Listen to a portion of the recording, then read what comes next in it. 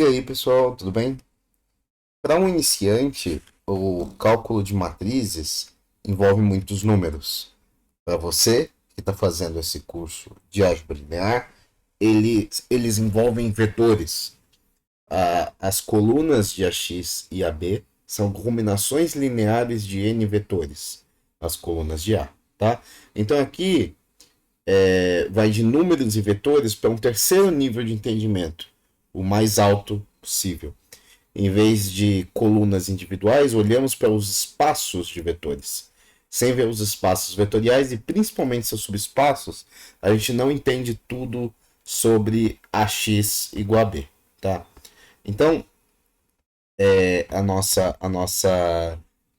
o nosso grau de abstração vai aumentar mais um degrauzinho, né? Onde a gente vai tratar não como vetores, né? Mas como espaço. Então a gente precisa começar a definir essas coisas, né? Então, como aqui é um pouco a gente essa aula é um pouco mais profunda, pode parecer um pouco mais difícil, tá? E isso é natural. Então a gente está olhando dentro dos cálculos para encontrar a matemática. O trabalho daqui dessa aula vai ser deixar isso claro. E a gente vai terminar com o teorema fundamental da álgebra linear. Então, como no cálculo, né, a álgebra linear também tem um teorema fundamental e dada então a importância, né, do teorema para todo o desenvolvimento, né? Então a gente vai começar com os espaços vetoriais mais importantes. Então eles vão ser denotados como R1, R2, R3, R4, então e assim sucessivamente. Cada espaço vai consistir, cada espaço Rn vai consistir toda uma coleção de vetores que contém, está contido nesse espaço, né? R5 contém todos os vetores de coluna com 5 componentes. Isso é chamado, portanto, de espaço 5-dimensional, tá? Então, vamos começar aqui com uma definição, tá? Então, definição.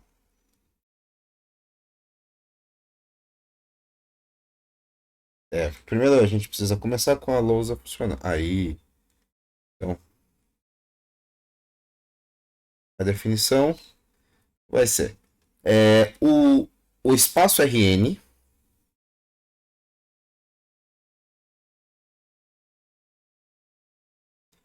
consiste de todos os vetores colunas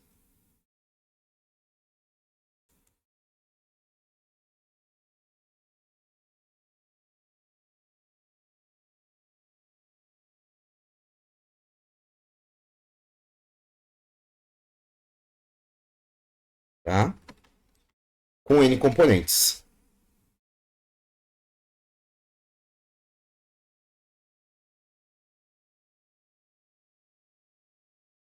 Beleza? Então, vai ser isso a nossa definição para o espaço Rn, que vai ser o espaço que a gente vai trabalhar. Tá? Então, os componentes de V são números reais, que é o motivo da letra R. Né? Um vetor cujos N componentes são números complexos, ele vai estar num espaço Cn. Tá? Vai estar no espaço Cn. O espaço vetorial Rn é representado pelo plano XY usual. Tá? Cada vetor em V, cada vetor V em R2 tem dois componentes. A palavra espaço, ela nos diz como pensar de todos esses vetores, né? Então, quando a gente está falando espaço, seria o que está sendo gerado, né? É a coisa que todos esses vetores geram, né? E para pensar em todos os vetores, ou seja, no caso do R2, é o plano inteiro, né? Então, cada vetor fornece as coordenadas x, y de um ponto no plano. Né? O vetor V vai ser descrito por um par de ordenadas x, y. De forma semelhante, o vetor em R3 ele corresponde aos pontos x, y, z no espaço tridimensional. O espaço unidimensional R1 é uma reta, como por exemplo o eixo x. Então, cada um desses espaços talvez vai ter um lugar geométrico importante. Até o R3 a gente consegue descrever bem, porque a gente enxerga três dimensões espaciais. Acima disso, começa a ser um pouco complicado, né? E como antes a gente imprimiu vetores como uma coluna entre colchetes ou ao longo de uma linha usando vírgulas e parênteses, né?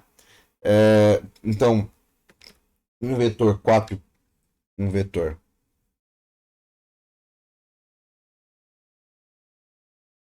Bom, a mesa de novo. Tentando pegar a peça.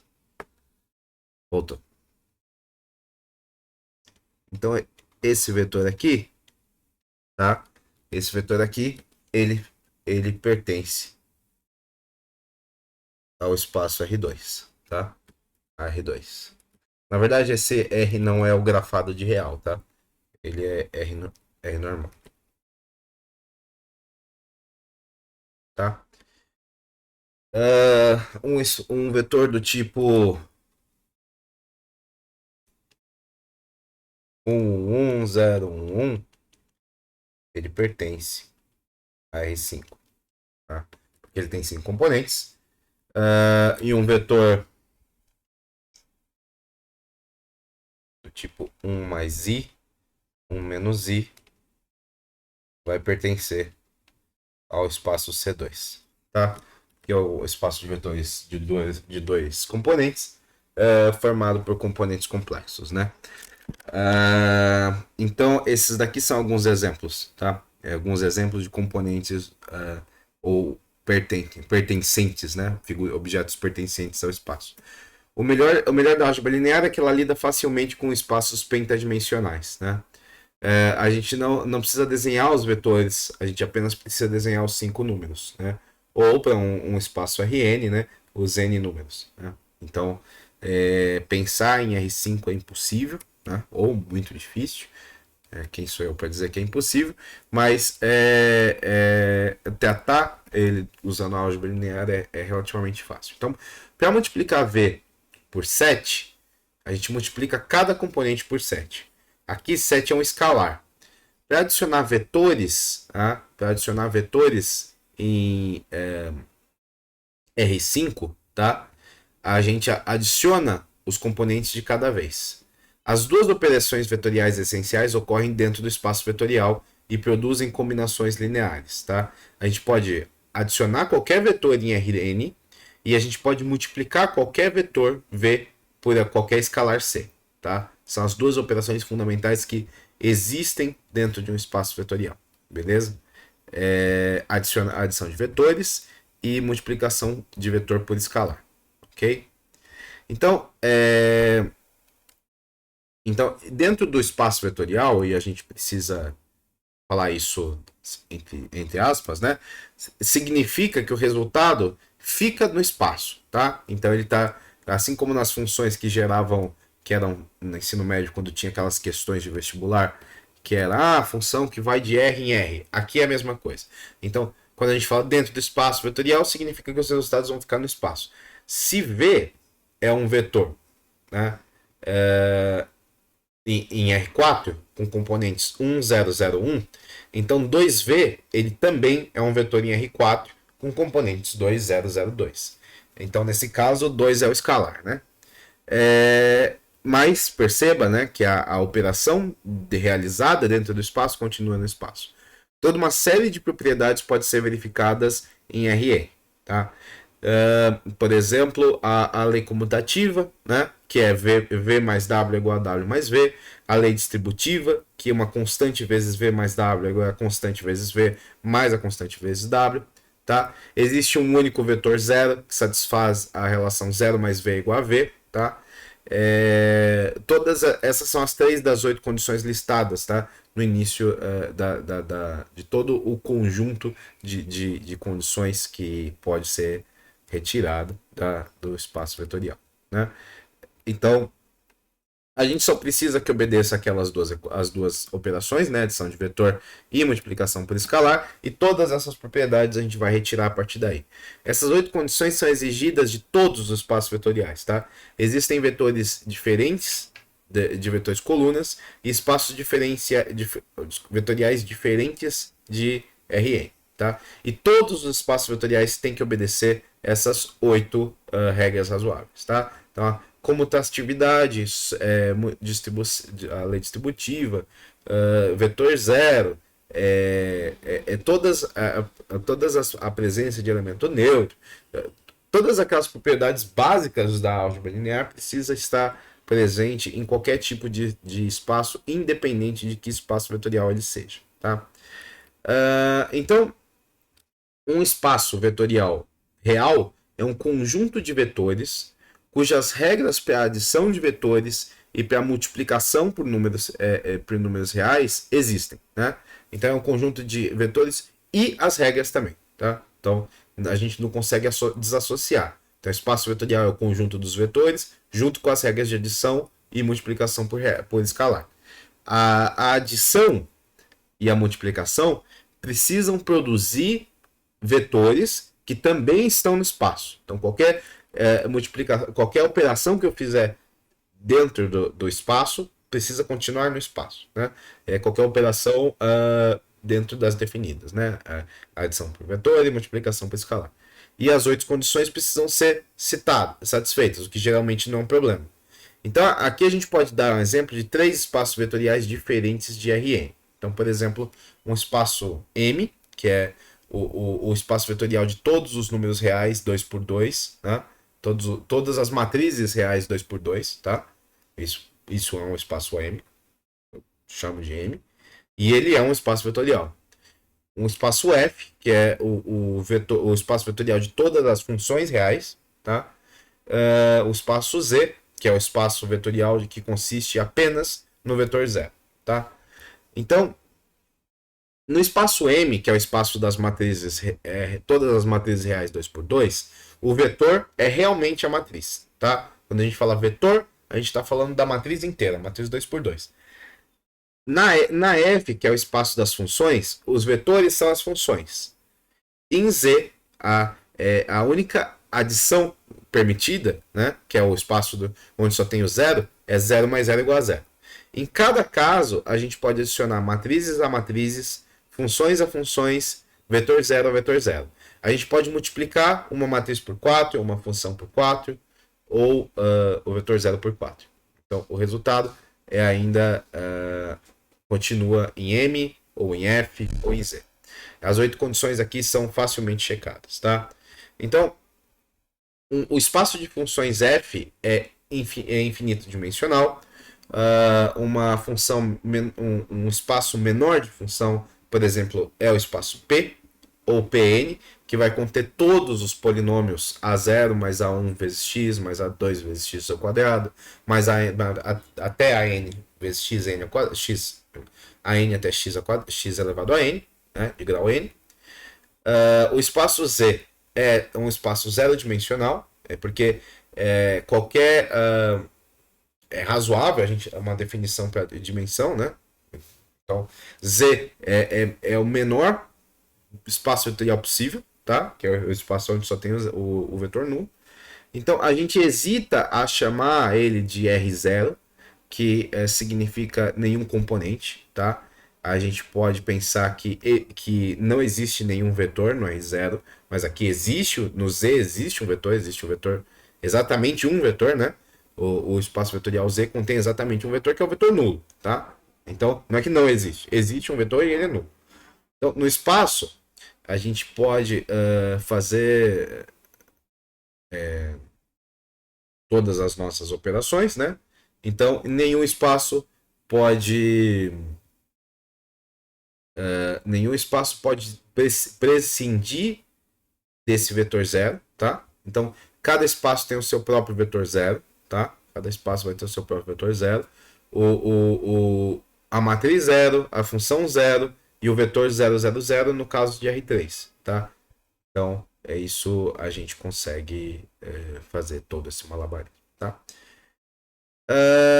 Então,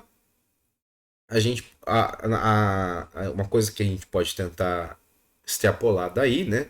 Agora que a gente consegue definir, né? Bem, o que são esses espaços vetoriais, que tipo de coisa a gente consegue fazer com esses espaços vetoriais e quem são os caras que estão dentro dele.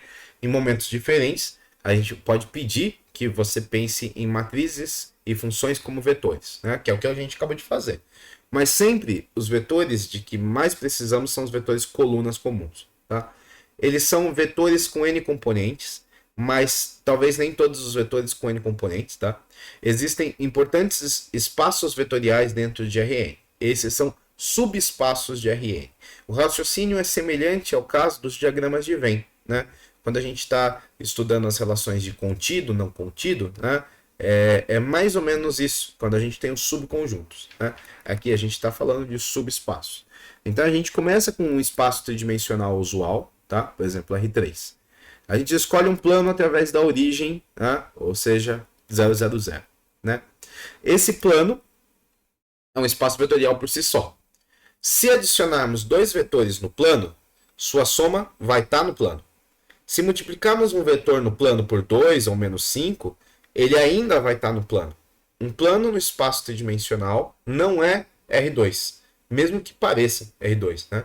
Os vetores têm componentes que pertencem a R3. O plano é um espaço vetorial dentro de R3. Ok? Isso ilustra uma das ideias mais fundamentais na álgebra linear. O plano que passa pelo 0, 0, 0 é um subespaço de um espaço vetorial completo R3, tá? Então vamos fazer mais uma definição, tá? Então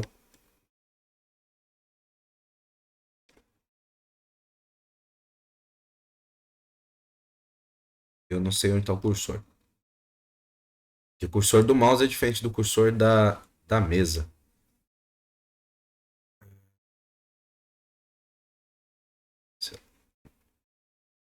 Nossa, eu não estou achando o cursor. Aqui a mesa está falando que está funcionando, mas achei. Então, mais uma definição. Tá?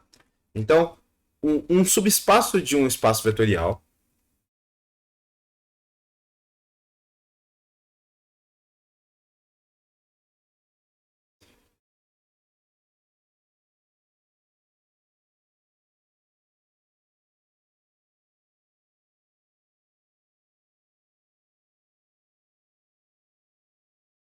subespaço de um espaço vetorial é um conjunto de vetores, incluindo zero,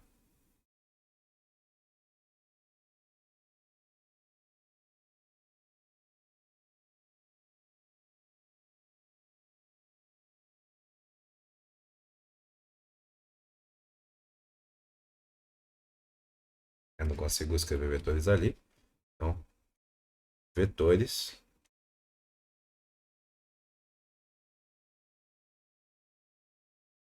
incluindo vetor nulo. Tá? Que satisfaz dois requisitos.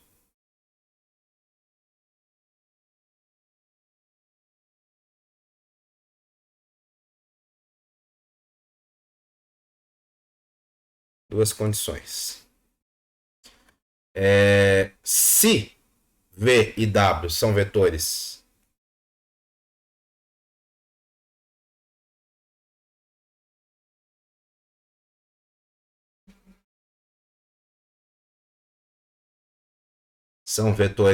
no subespaço e C é um escalar qualquer,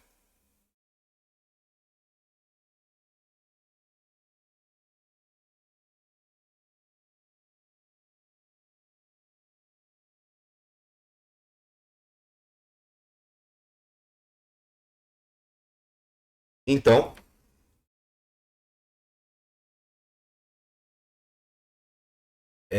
a primeira condição é que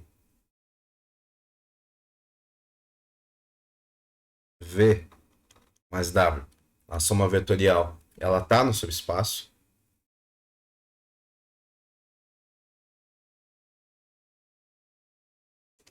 E a segunda é que C vezes V também está no subespaço.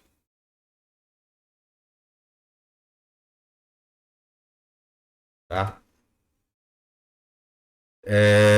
Então, em outras palavras, o conjunto de vetores é fechado sobre a adição, V mais W, e sobre a multiplicação, C vezes V e D vezes W. tá? Essas operações, elas vivem, né? Nos levam no subespaço. Estão no subespaço e vivem no subespaço e levam ao subespaço. A gente pode também subtrair, né? Porque menos W também está no subespaço e a sua soma com V é V menos W, né? Então, falando de forma rápida, né, e curta, todas as combinações lineares elas estão no subespaço, permanecem no subespaço. Todas essas operações seguem as regras do espaço original, né? O espaço gerado por esse, quer dizer, o espaço que sustenta esse subespaço, né? Que é o espaço do. Portanto, as 8 condições necessárias são automáticas, né? Nós apenas temos que verificar o requisito da combinação linear para um subespaço, tá? É só isso. O primeiro fato, né, é que todo subespaço contém o vetor zero, né? Então, o plano no R3, ele passa pela origem, né? Passa por 0, 0, 0. A gente mencionou isso separadamente para uma ênfase extra, mas isso segue diretamente da regra, dessa segunda regra. Se a gente escolhe C igual a zero, e a regra vai requerer que exista um zero vezes V que está no subespaço. Então, zero está no subespaço. Planos que não contêm a origem falham nesse teste, tá? Então, esses planos eles não são subespaços, tá? Retas que, retas que passam pela origem são subespaços. Quando a gente multiplica por 5 ou adiciona dois vetores na reta, a gente começa a gente permanece na reta, mas a reta ela precisa passar por 0, 0, 0, tá? Outro subespaço é todo R3, todo R3. Então, assim como também no diagrama de Venn, o próprio conjunto é subconjunto dele mesmo, né? Aqui também acontece, né? Então, todo espaço é um subespaço de si mesmo.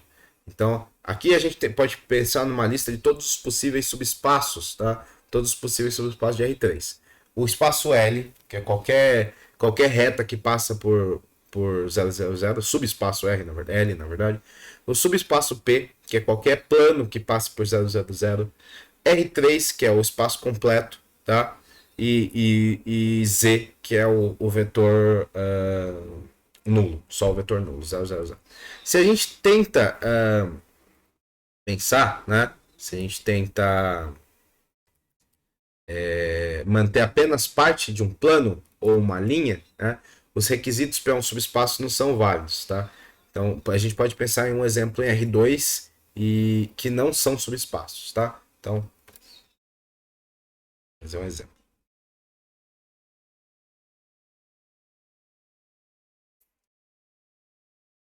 Eu desligo eu direto desligo a caneta da mesa e aí eu fico igual um idiota achando que é a mesa que falhou, mas na verdade é a caneta que eu desliguei e esqueci de ligar de novo.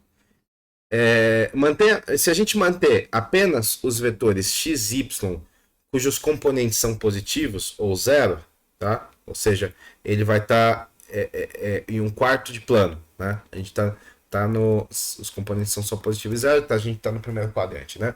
O vetor 2, 3 ele está incluído, né? Mas menos 2, menos 3 não.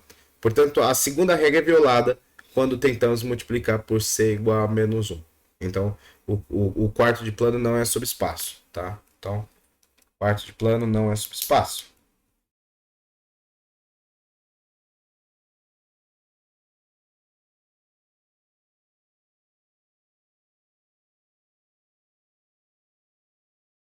Vou colocar aqui. É melhor que isso. Vou escrever aqui.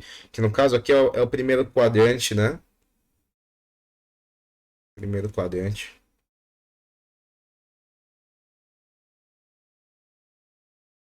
Mais o zero. Não é subespaço. Tá? Não é subespaço. Exemplo 2.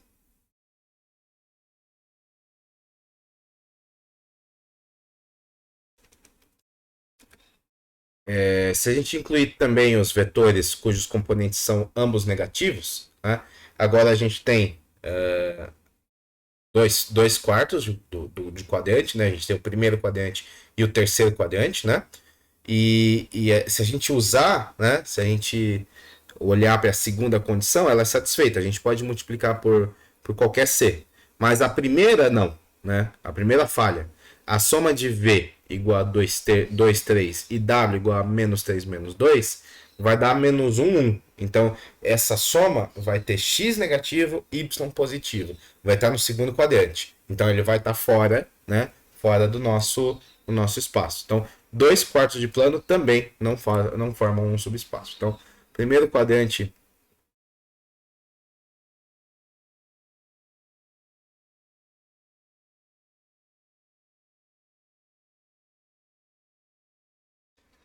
mais terceiro quadrante mais zero não é subespaço, tá? Ok? Então a regra 1 e a 2 envolvem a adição de vetores V mais W e multiplicação por escalar C e D. As regras podem ser combinadas em uma única condição, que é a regra para os subespaços. Um subespaço contendo V e W precisa conter todas as combinações lineares CV mais DW. Tá? Então, essa é a regra combinada. Tá? 1 e 2 combinado. Mais um exemplo. Tá? Aqui, então, agora, dentro de um espaço vetorial M de 2 por 2, né, de uma matriz 2 por 2, existem, por exemplo, dois subespaços. U, que é a matriz triangular, né? U são todas as matrizes triangulares, né? A, B, 0, C. E D, que são todas as matrizes diagonais, né? Todas as matrizes diagonais. Colocar a B0D.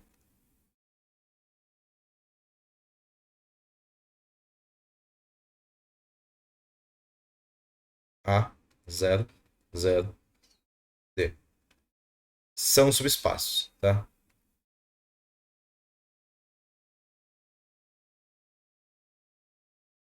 São subespaços. Se a gente adicionar qualquer duas matrizes em U, né? E a soma dela vai continuar em U.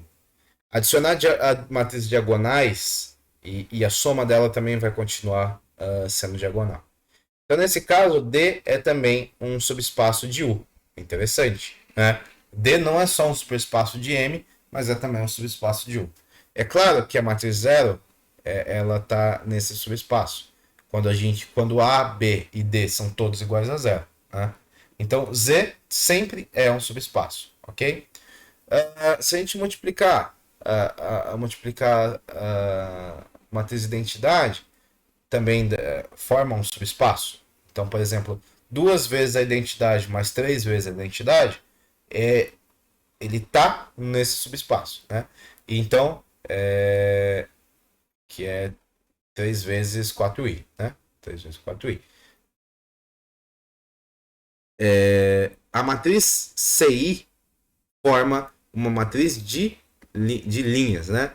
Dentro de M, e U, perdão, dentro de M, dentro de U e dentro de D. Tá? Se a matriz I é um subespaço, né? Na verdade, a pergunta é se a matriz I é um subespaço por ela mesma, né? Existe a própria matriz I como um subespaço, que a gente percebeu aqui que a matriz diagonal né? Mas a matriz diagonal não é identidade. A matriz identidade é uma das matrizes diagonal. Ela é um subespaço? Não, tá? Só a matriz zero que é. Então, a gente pode inventar mais subespaços de matriz 2 por 2, mas a 1 por 1 ela não obedece às condições que a gente combinou, né? Para ser subespaço. Ok?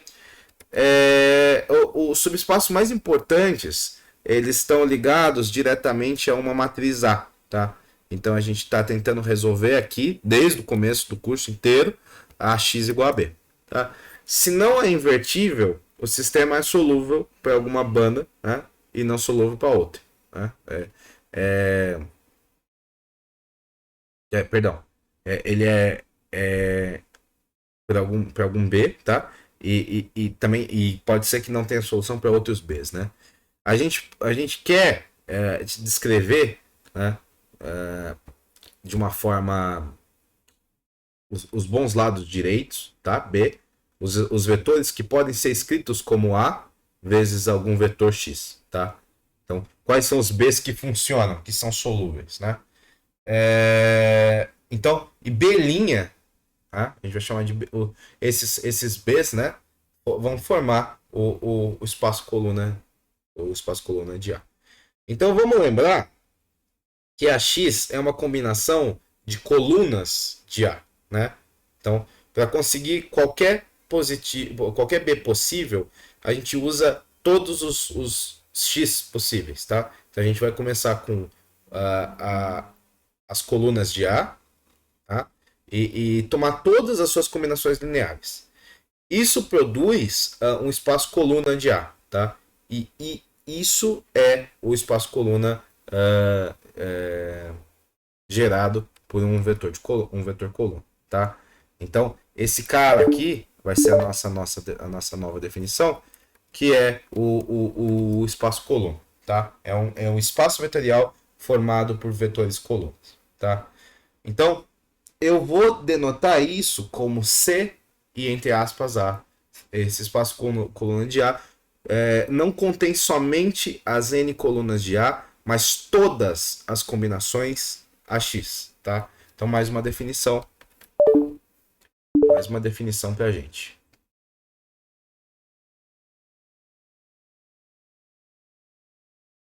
Que é o espaço coluna consiste de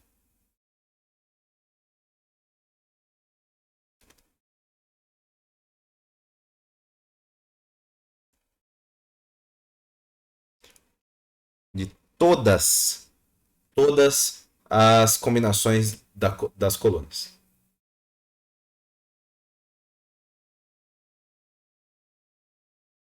É semelhante ao raciocínio das primitivas, né, em cálculo.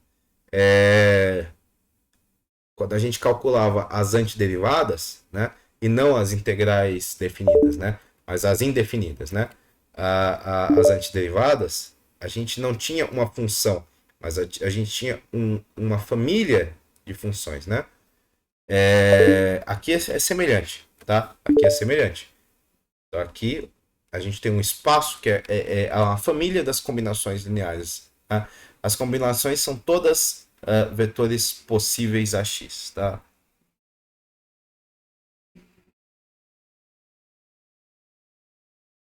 As combinações, opa, fiz besteira, são todas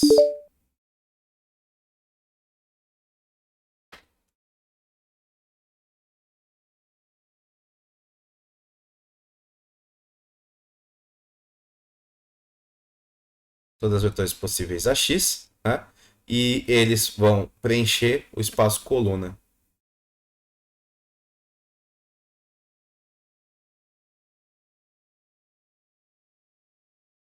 Elas, né? Elas.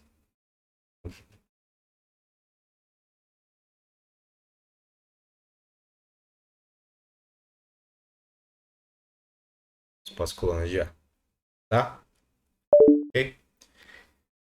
Esse espaço coluna é crucial para todo o curso, tá? E aqui a gente vai dizer por quê. Para resolver a x igual a b, a gente precisa expressar b como uma combinação das colunas, né?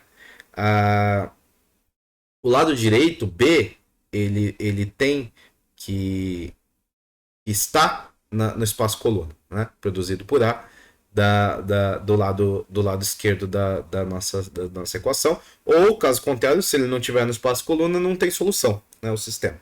Então, o sistema AX igual a B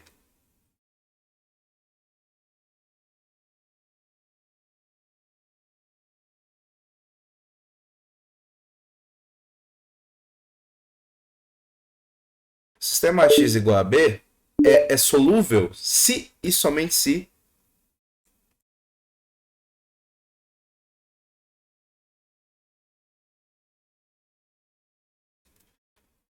e somente se B está no espaço coluna de A.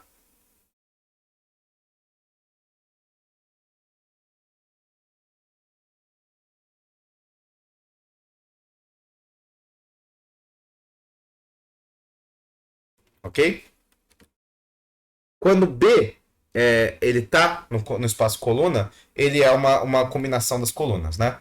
O coeficiente nessa combinação vai nos dar uma solução X para o sistema X igual a B. Tá? Então, vamos supor A é uma matriz M por N. Suas colunas vão ter M componentes e não N. Tá? Então, as colunas vão pertencer a Rm. Os espaços colunas de A são subespaços de Rm e não de Rn, tá? O conjunto de todas as combinações de colunas AX vão satisfazer as regras 1 e 2 para subespaços.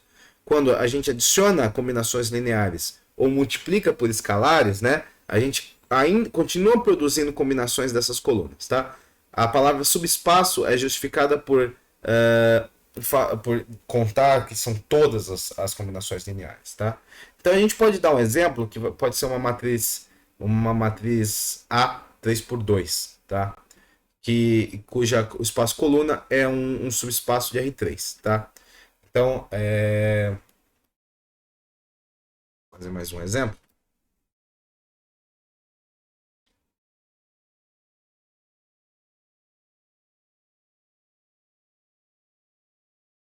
Então é isso. AX vai ser igual a uma matriz 1, 1, 0, 4, 3, 2, 3. Ok? Isso vezes x1, x2. Tá? Onde aqui a gente está dizendo uma combinação linear. Tá?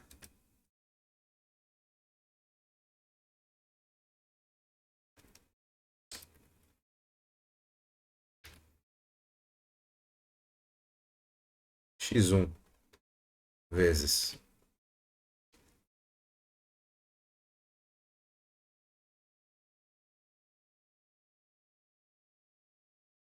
1, 4 e 2, mais x2 vezes 0, 3, 3.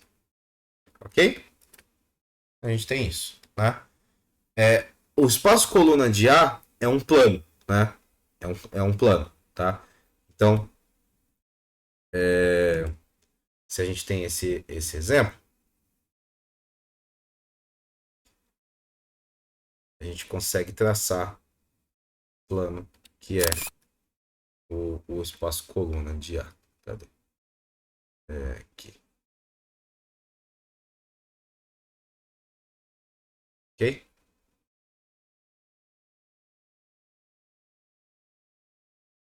Tá? A gente só tem duas colunas, né? O espaço coluna de A não pode ser todo o R3, né?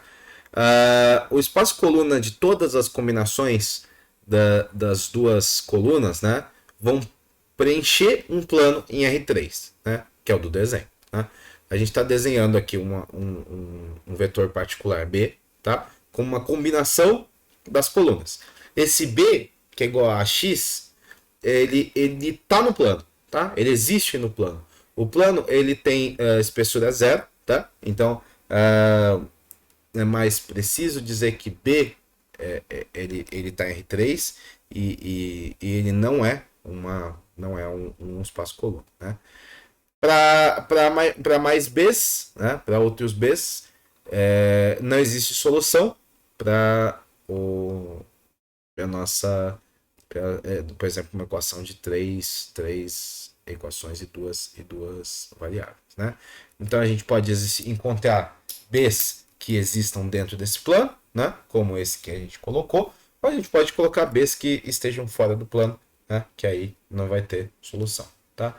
É claro que 000 ele está no espaço coluna, tá? O plano passa pela origem, tá? Existe certamente uma solução para x igual a zero, que é a solução sempre disponível, que é x igual a zero, tá? X igual a 000 resolve essa equação. Então, espaço, o vetor nulo tá dentro também, tá? Justamente porque tem solução para a equação qualquer coisa igual a zero, né? Isso não deveria ser uma coisa a se ficar em dúvida, né? Isso daqui, em princípio, deveria ser bem estabelecido. Então, se a gente repete os lados direitos atingíveis, né? Os Bs que resolvem a equação, tá? São exatamente os vetores do espaço da coluna, ok? Uma possibilidade é que a primeira coluna por si só, né? A gente vai tomar x1 igual a 1, né? Se a gente toma x1 igual a 1, né? O que a gente vai ter? X1 igual a 1, a gente vai ter 1, 4, 2, né? Tá? E x2 igual a 0, né? Outra combinação é a segunda coluna igual a 1 e a primeira igual a 0, né? O novo nível de entendimento é ver todas as combinações, tá? E não só essas combinações que são as mais prováveis, tá? Todo o subespaço é gerado por essas duas colunas, tá? Ok? Então, vamos falar de notação. O espaço coluna de A vai ser denotado por C e entre parênteses A, né? A gente vai começar com colunas e tomar todas as suas combinações lineares. A gente pode conseguir acabar caindo dentro de todo o espaço RM, ou a gente pode conseguir só um subespaço, tá? Então, uma consideração importante, né? Com relação aos subespaços é que em vez de colunas em RM, a gente pode começar com algum conjunto S de vetores em um subespaço vetorial V, tá? Então, para a gente conseguir um subespaço SS de V, a gente toma todas as combinações de vetores que existem nesse conjunto. Então, S vai ser o conjunto de vetores dentro do espaço vetorial V, tá? E provavelmente ele não é um subespaço. SS vai ser todas as combinações de vetores em S, que vai ser definitivamente um subespaço. Então, aqui eu vou pegar SS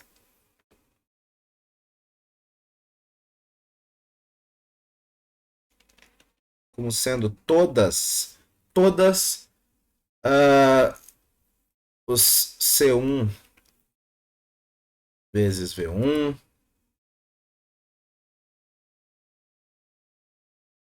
até Cn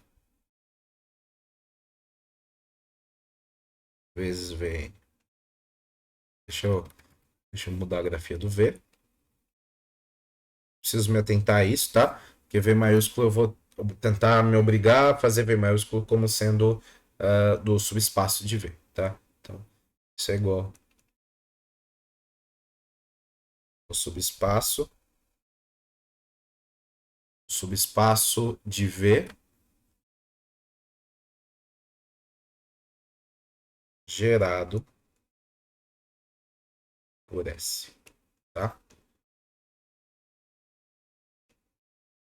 Ok? Quando S ele é um conjunto de colunas, né? SS é um espaço um espaço coluna. Quando existe apenas um vetor não nulo em S, o subespaço SS ele é a reta que passa por V, né? Sempre SS é um subespaço menor contendo S. contido em S, né? Não, contém S, isso, contendo S. Isso é uma maneira fundamental de criar subespaços e a gente vai voltar novamente a isso, tá? Então, para repetir, uma coluna gera um espaço coluna, tá? As colunas geram espaço coluna. Então, o subespaço SS é o gerador de S, né? Não, desculpa, é gerado por S, tá? E ele vai conter todas as combinações do vetor S, tá bom? Então, mais um exemplo. Nosso último exemplo, tá?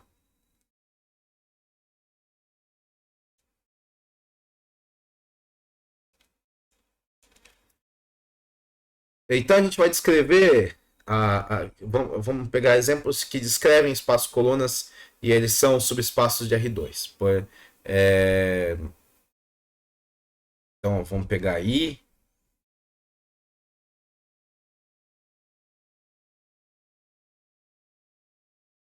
Tá? IA.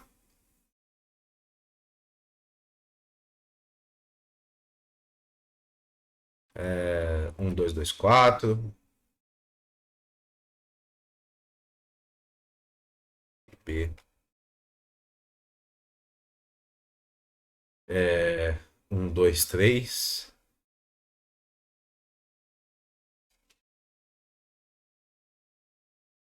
Tá? Então, então a gente tem esses caras, a gente vai ter que descrever o espaço de colunas, tá? Vai ter que descrever o espaço colunas. Então, como é que a gente pode fazer isso? O espaço coluna de I é o espaço R2 inteiro, né? O todo R2, qualquer combinação, todos os vetores são uma combinação das colunas da identidade, tá? Então, a identidade gera o R2 inteiro. Na linguagem vetorial, o espaço coluna de I é o próprio R2. Tá? O espaço coluna de A vai ser só uma linha, tá? Só uma reta. A segunda coluna 2, 4 é múltipla da primeira coluna 1, 2, tá? Então esses vetores eles são diferentes, mas nos nossos olhos estão no espaço vetorial, tá? O, o, o, o espaço coluna contém 1, 2 e 2, 4. E todas as outras combinações C vezes 2C ao longo da reta. Tá? A equação AX igual a B é apenas solúvel quando B ele existe na reta. Tá? Então, para a terceira matriz, quando a gente tem três colunas, o espaço coluna de B é todo R2, tá? Todo R2. Todo B ele está presente, né? Está presente dentro dessa combinação, né? Ele é atingível. O vetor B igual a 5, 4 é a coluna 2 mais a coluna 3, né? É 5, 4. Então, x pode ser 0, 1, 1, né? E o mesmo vetor 5, 4 também a coluna, duas vezes a coluna 1 mais a coluna 3. Então, outra possível solução para x é x igual a 2, 0, 1. Tá? Essa matriz ela tem o mesmo espaço coluna, tá? Que a identidade. Qualquer B é permitido aqui. Mas agora, x tem uma componente extra e existem muitas soluções, mais combinações que dão B. Tá? Então, mais adiante, né, na próxima aula, a gente vai criar um espaço vetorial N de A, tá? Para descrever todas as soluções de AX igual a zero. Tá? Então, aqui a gente aprendeu a criar o espaço coluna C de A para descrever todas os vetores B atingíveis, né, para vetores B certos. Né? Então, talvez seja até um erro eu nomear essa aula como espaços colunas e espaços nulos, né? Que esse N vai ser um espaço nulo, mas a gente já dá uma leve ensaboada, uma pincelada aqui, para a gente poder ter uma ideia do que a gente está falando, e no próximo vídeo a gente vai tratar explicitamente, né, um pouco melhor sobre espaço nulo, e aí a gente consegue seguir falando sobre variáveis pivô, soluções especiais, né, e soluções que decorrentes do espaço nulo, ok? Então é isso por hoje e até o próximo vídeo. Tchau, tchau.